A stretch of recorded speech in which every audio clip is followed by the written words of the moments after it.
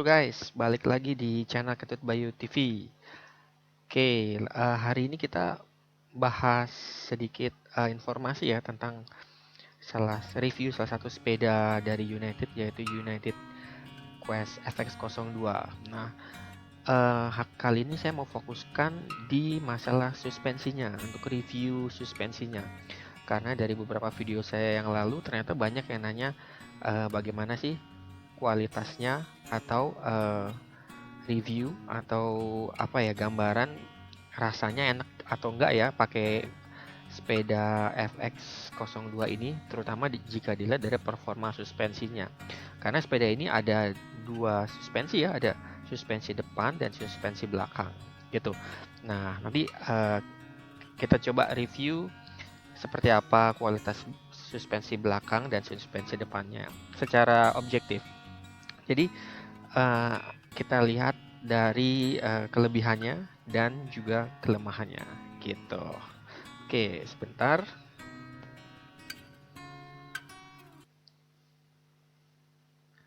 Lanjut ya guys. Kita mulai. Tapi sebelum kita mulai, jangan lupa subscribe Ketut Bayu TV ya, supaya saya makin semangat lagi bikin review sepeda-sepeda yang berkualitas ya, murah meriah dan berkualitas. Oke, salah satunya adalah sepeda yang ada di depan kita ini. Nah, sepeda United Quest FX02. Nah, ini udah saya pakai sekitar 5-6 bulanan gitu ya.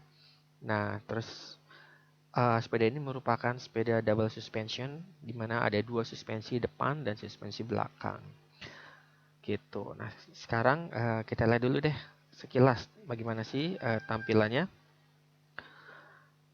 Ini beberapa slideshow foto-foto sepeda yang saya pakai untuk kegiatan gue saya. Tuh warnanya putih, kebetulan ini masih original semua.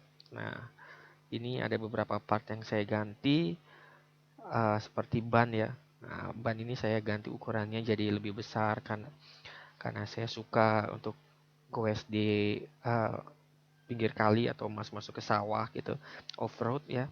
Jadi saya butuh ban yang lebih besar supaya bisa lebih menunjang kegiatan off-roadnya, jadi lebih nyaman digunakan gitu.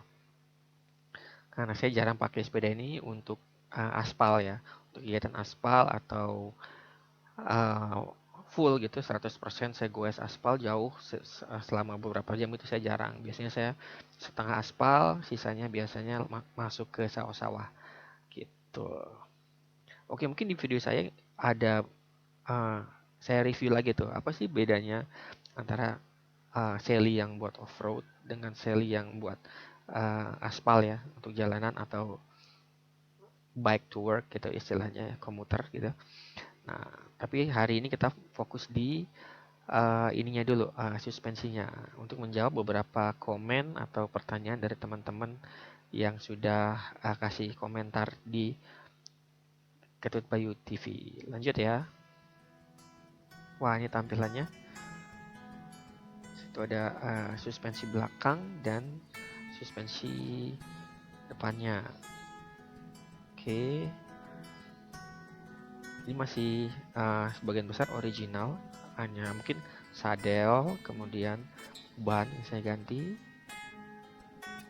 itu, sama membeli beberapa aksesoris tambahan supaya menunjang kegiatan gue saya gitu. Nah, ini beberapa gambarannya ya. Oke. Nah, di sana ada suspensi belakangnya warna merah itu di tengah. Nah, mungkin bisa dilihat ini.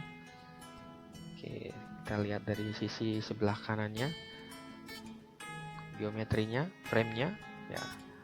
Oke, kalau kita bahas frame ya, memang untuk FX02 ini frame-nya masih besi ya guys ya, masih besi dan agak berat sih memang kalau kita bandingkan dengan yang uh, yang di aspal gitu, yang sepeda Sally untuk aspal, untuk jalan raya memang jauh lebih berat ini gitu.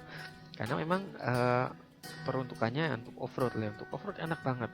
Jadi menurut pengalaman setelah saya mencoba ini, kayaknya seperti naik mini MTB lah gitu, mini MTB. Jadi kuat juga, nyaman gitu, nggak pernah sakit pinggang gitu ya. Nggak pernah sakit pinggang selama pakai Sally ini gitu, dan cukup lincah, bisa diandalkan lah ya kalau kita untuk off-road ringan, tapi ya bukan untuk yang off-road berat gitu, apalagi downhill yang nggak mungkin lah gitu. Kemudian ini belakangnya nih sprocketnya 6 speed juga masih standar, di depannya juga masih standar ya, belum saya ganti ya, mungkin next time kita coba ganti dan kita review lagi seperti apa perbedaannya gitu. Nah, ini tampilannya.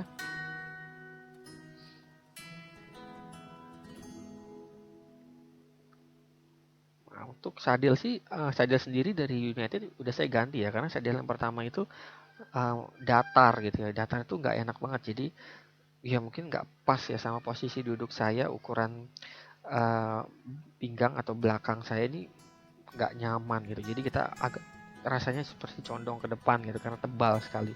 Nah, ini saya ganti sengaja untuk sadelnya yang lebih ringan, atau yang punya kontur agak menaik di belakangnya.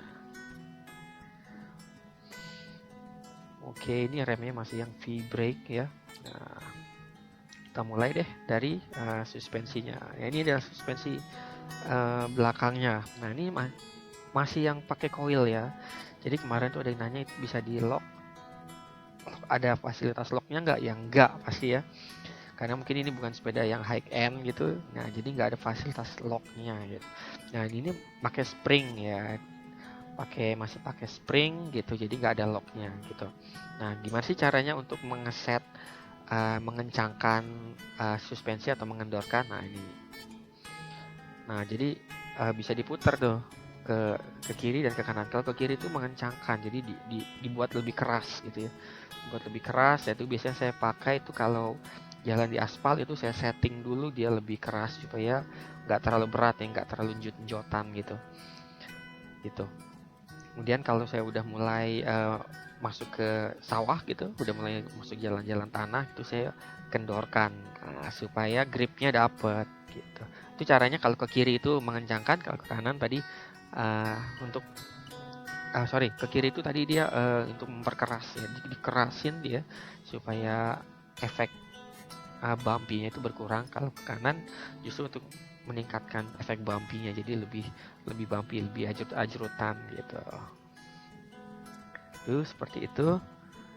Nah, ini KS ya mereknya. Ini mereknya KS, ini bawaannya United nih, belum saya ganti juga gitu. Nah, ini memang agak mengganggu kabelnya ya. Jadi salah satu mungkin kelemahannya ya. Nah, itu adalah kabel yang melintang di sini nih.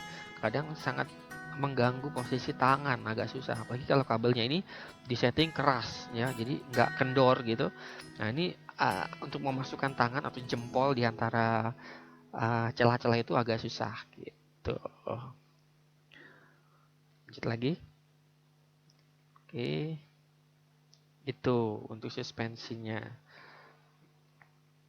Nah, kalau saya review suspensi belakang ini, enaknya memang fleksibilitas. Artinya walaupun nggak ada locknya gitu, tapi kita bisa punya fleksibilitas, bisa dikeraskan ataupun dilunakkan tergantung dari fitur kondisi jalan yang kita hadapi gitu.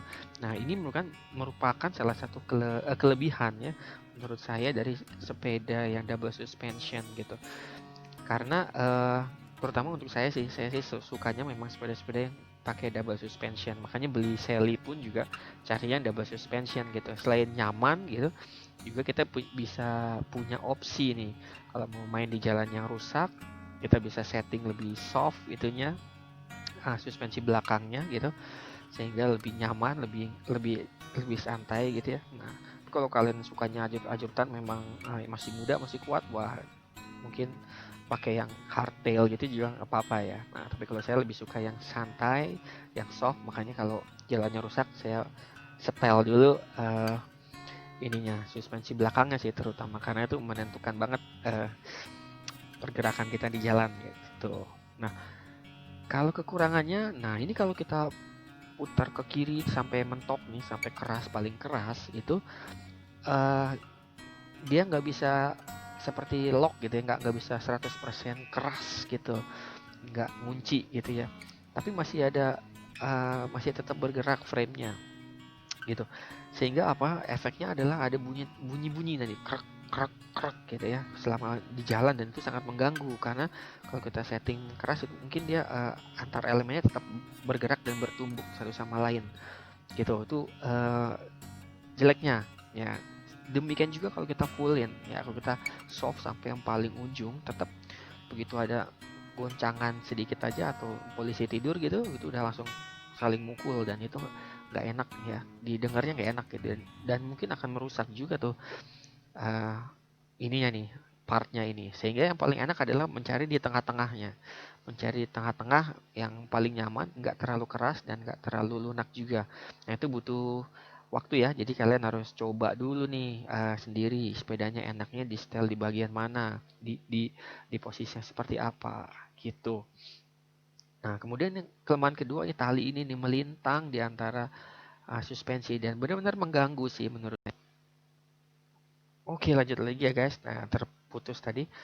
Nah ini tali ini agak sangat mengganggu ya. Jadi gimana ya rasanya, agak saat kita mau butuh cepat gitu, jadi agak susah memasukkan jari-jari kita di antara dua tali ini. Ini adalah tali rem sama tali gear ya di belakang atau perpindahan giginya itu. Gitu, di melintang karena dia nggak inner cable gitu, jadi masih berantakan gitu. Lanjut ya, tapi nggak mengurangi performanya sih, tetap bagus dan nggak ada pengaruhnya gitu. Nah ini salah satu keselamatan ya, part-part keselamatan tetap harus kalian jaga, tetap harus ada gitu. Nah ini dari sisi kanannya seperti itu. Nah ini saya sepedanya beli second, dan sampai sekarang belum pernah diganti nih, udah berapa tahun umurnya saya juga kurang tahu nih udah berapa tahun, tapi mungkin udah lumayan uzur ya, walaupun performanya juga masih baik gitu. So far so good lah untuk yang belakang. Itu tadi ya review kelebihan dan kelemahannya. Oke, nah ini, nah itu kabelnya kelihatan banget acak-acakan ya, dari pabriknya udah seperti itu, jadi udah nggak bisa diapa-apain lagi. Oke, selanjutnya nih fork depan atau suspensi depan. Iya, bentuknya seperti ini. Ya, kalau kita lihat ini memang nggak ada lock in lock outnya ya, sama lah kayak yang belakang. Jadi ini pair juga isinya, spring juga di dalamnya ya, pair juga di dalamnya. Kemudian ini tuh lebih keras dari yang belakang, udah pastinya seperti itu ya. Lebih keras, lebih stiff gitu, lebih kaku. Kemudian ini masih berjalan bagus sih, masih berfungsi normal gitu. Nah tidak ada lock in lock outnya, posisinya seperti ini. Kemudian kelebihannya ya kalau buat saya sih tetap lebih nyaman ya kalau pakai suspensi depan gitu, paling tidak untuk kontur-kontur yang atau jalanan-jalanan yang ringan itu masih bisa dihandle, jalanan berat juga bisa gitu ya. Tapi kelemahannya dari beberapa bulan saya pakai ini adalah ini, kalau ada tangan yang keras itu bunyi duk gitu, duk duk gitu ya. Jadi mungkin di dalamnya nih belum pernah saya cek sih ada bunyi duk duk gitu. Dan kalau kayak posisi tidur yang kecil gitu, kalau kita dalam kecepatan tinggi nabrak posisi tidur kecil tuh bunyi ceduk ceduk gitu. Nah itu mungkin salah satu kelemahannya gitu. Tapi untuk di off road yang walaupun jalannya rusak tapi dia konturnya tanah gitu ya, lebih lembut, ini bagus banget gitu, nyaman banget ya, cukup lah ya untuk yang ringan-ringan gitu, tapi bukan untuk yang berat, bukan untuk medan-medan yang berat. Ini untuk lagi karena kan ini Sally gitu ya, bukan MTB, memang bukan digunakan untuk yang medan-medan berat, hanya sekedar having fun aja, keliling komplek, masuk-masuk ke sawah sekitar rumah ya, itu asik. Nah ini juga banyak yang nanya di komen video saya sebelumnya. Nah ini jawabannya, tidak ada fiturnya ya, lock in lock outnya gitu, masih standaran semuanya gitu. Nah ini tampilannya dari sebelah kiri ya. Nah itu remnya juga masih V-brake sama gitu ya. Di kiri kanannya nggak ada lock in lock outnya. Kemudian apa ya, kalau mungkin saya ada juga dimodifikasi atau diganti gitu, tapi saya nggak menyarankan sih, karena saya lebih seneng QS itu pakai spesifikasi dari sananya, dari pabriknya, jadi lebih aman gitu, lebih safety juga, dan mengurangi resiko terjadi apa-apa di jalan. Dan so far nggak pernah terjadi sesuatu, dan kalaupun diajak agak berat pun nggak ada bunyi keok keok keok gitu ya. Jadi keren banget lah, lumayan lah gitu. Itu kelebihan dan kekurangannya dari fork depan ini ya. Nah ini beberapa screenshot tampilannya dari beberapa sisi. Oh iya, untuk yang sekarang lagi musim goes ya, banyak orang goes ya, jangan lupa ya guys untuk tetap jaga keselamatan di jalan. Jangan lupa untuk menggunakan helm ya, kemudian membawa perlengkapan ya, membawa perlengkapan standar. Mungkin nanti ada butuh penyesuaian, entah ban bocor atau ada yang kendor dan sebagainya. Pastikan kalian punya alat-alat itu, dan jangan lupa minum ya, bawa minum yang cukup supaya tidak terjadi dehidrasi atau kecapean.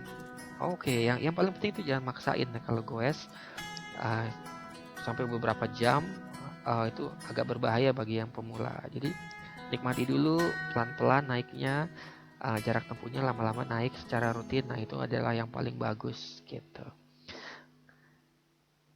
Itu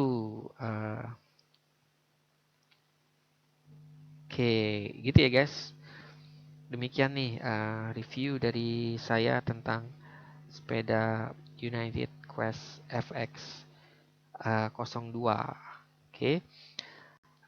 Jangan lupa subscribe channel Kebet Bayu TV, dan berikan komen ya.